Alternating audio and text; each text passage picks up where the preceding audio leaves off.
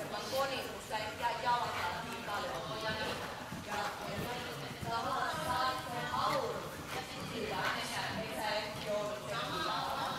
Sitten pyrit kaikki puolin siihen, että sä myöskin kotona joka päivä mietit sitä, kun sä aloitat. Et myöskään tänään sä et suostu kurikseen. Hyvä. Siinä alhaalla sä voit vähän keinutella niskaa. Vaihtaa suuntaa pari kertaa, käy tuolla oikealla, otat sieltä ison ympyrän, tuot taas takas tänne. Ja nyt on oikea pohja, joka ratsastaa eteen. Huomenta Jussi! Siinä on hyvä. Nyt lippuu hyvin. Ja pyrkii erittäin hyvälle kaulalle.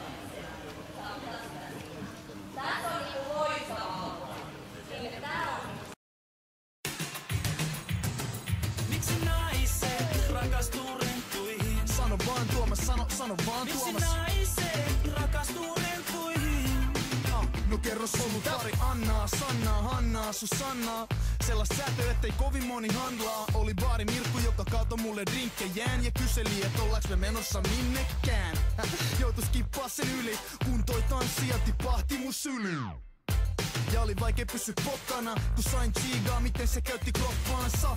Ja vaihdoin lentoemo lennosta, takaraivos paino mielikuva 10 kerhost. Sit oli juontaja, joka tykkäs räppäreist. Kiva chigaa, se vaan puhu liikaa. Se meni huutoon ja haukkumiseen, sit etten mä kanna vastuut.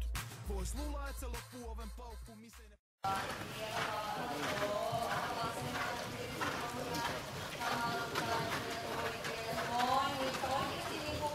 sanot silleen, että nyt se kaula sieltä ihan sieltä säästä lähtien kaarelle. Ei vaan korvien takaa kaarelle, vaan haarelle. Vielä lähtien, kun se lähtee laskemaan. Noin, ja sitten kun se lähtee laskemaan vähänkin ajattelemaan alaspäin, niin kiität vähän kaulaa.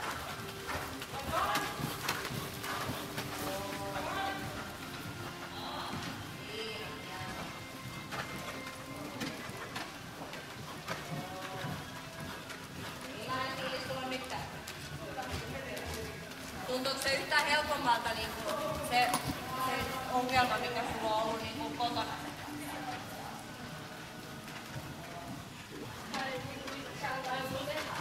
Joo.